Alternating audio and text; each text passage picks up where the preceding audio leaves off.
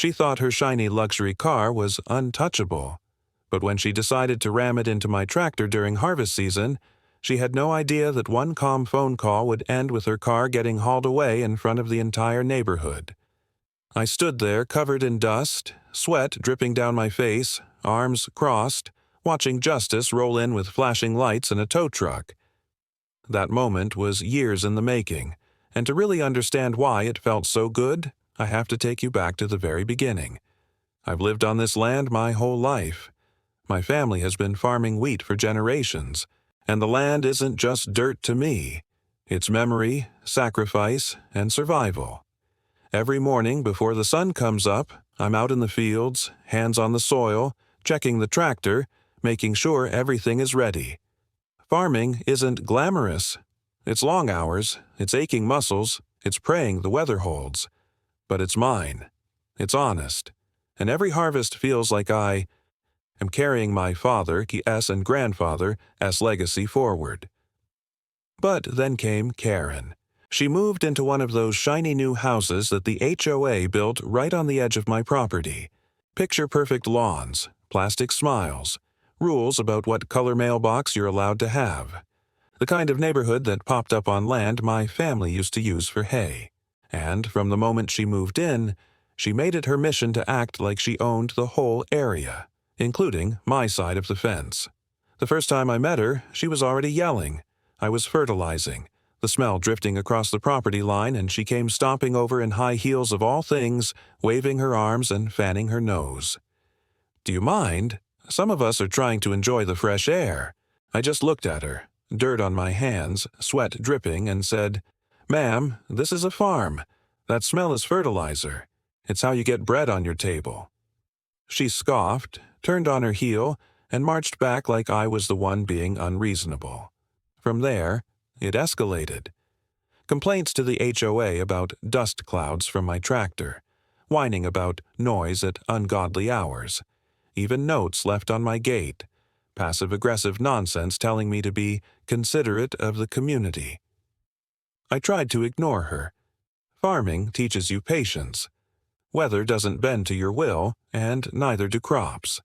But Karen wasn't weather. She was a storm that just kept building. The real tension started when the HOA itself got involved. Apparently, Karen had rallied a few of her like-minded neighbors, and suddenly I was getting letters. Official-looking envelopes claiming my tractor was an eyesore visible from community walking trails, and that my equipment posed a hazard if parked too close to the property line. I laughed the first time I read one. The audacity. My farm predates their cookie-cutter neighborhood by decades. I don't fall under their HOA, but Karen. She acted like she was queen of the whole zip code. She started trying to bait me, driving slowly past my driveway, glaring, calling county inspectors with bogus complaints. One time she even accused me of polluting the air because I was burning off some brush. The inspector who came out took one look at my permits and shook his head, muttering, "That woman again." I realized I wasn't the only one she tormented. But it all came to a head during harvest. If you've never experienced wheat harvest, let me paint the picture. The air is thick with dust and pollen. The sun beats down like it's trying to cook you alive, and every second counts. You're racing weather forecasts, praying against storms that could ruin the crop. That tractor isn't just a machine. It's survival. You don't stop unless you absolutely have to. On the day everything went down, I had been running since sunrise. The golden waves of wheat stretched as far as my eyes could see, and the hum of the tractor was like a steady heartbeat. I was tired, dehydrated, but focused. And then, like clockwork, here came Karen. She stormed across her lawn in designer sunglasses, heels sinking into the grass, clutching her phone like it was a weapon. She waved furiously, yelling over the engine. I reluctantly shut it down, wiping sweat from my brow. "You need to stop," she screamed, her face twisted. "You've been out here all week, and I can't even enjoy my backyard. The dust is everywhere, the noise is unbearable, and you're ruining my peace." I stared at her, trying to process the absurdity. "Ma'am, this is harvest season. I can't just stop. The wheat doesn't wait for convenience. She sneered. This is a residential neighborhood. Your backwards farming doesn't belong here. You're lowering property values and making this community unlivable. I felt my jaw clench. My voice was steady, but inside I was boiling. My farm was here before your HOA. You don't own this land, and you sure don't get to tell me how to do my job. And that's when she lost it. Without another word, she turned, stomped to her shiny luxury SUV, slammed the door, and floored it. I heard the engine rev, tires crunching gravel. My gut told me something bad was about to happen. And then, it did. The sickening sound of metal slamming into metal. Her SUV plowed into the side of my tractor with a thunderous crunch. My body vibrated from the impact. I jumped down, staring at the dent in the machine that represented my livelihood. My pulse raced, my fists clenched so hard my nails dug into my palms. Rage surged through me like fire, but I didn't scream. I didn't curse. Instead, I felt something colder, sharper, resolve. I pulled out my phone. My voice was calm, almost eerily so. Yes, officer, I'd like to report a collision. My neighbor just intentionally rammed her vehicle into my tractor. Within minutes, flashing lights painted the street. 2 officers stepped out, notebooks ready. Karen immediately switched gears, tears streaming, voice trembling. It was an accident. His machine was blocking the road. He's been harassing me all week with that noise. The officer raised an eyebrow.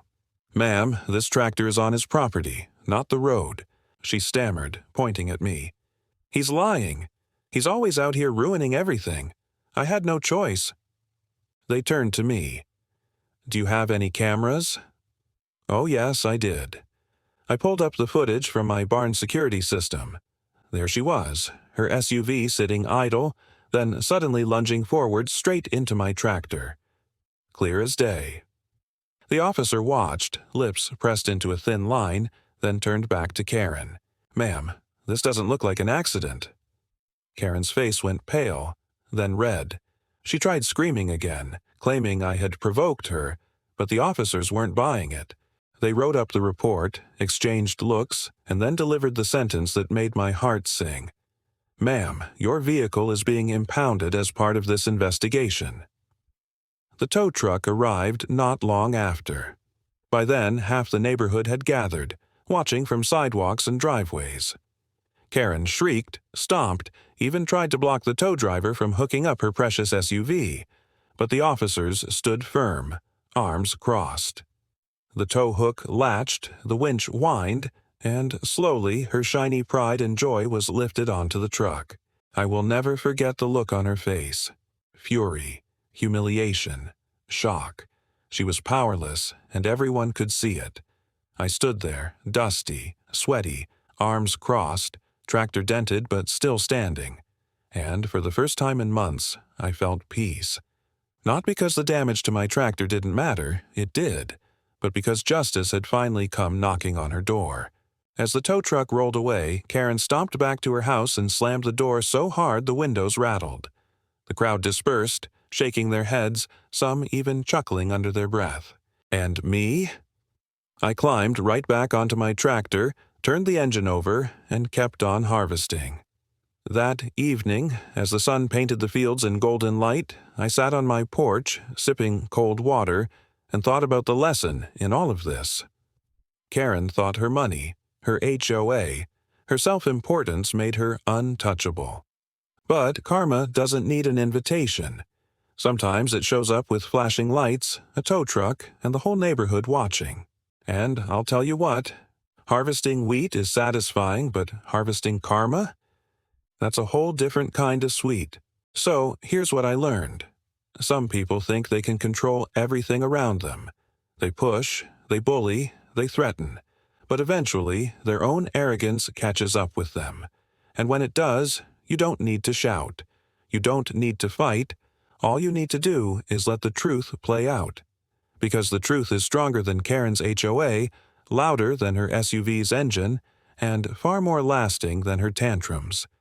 She'll never forget the day she rammed into my tractor and lost everything in front of her perfect little community. And I'll never forget the satisfaction of watching her pride get dragged away on the back of a tow truck.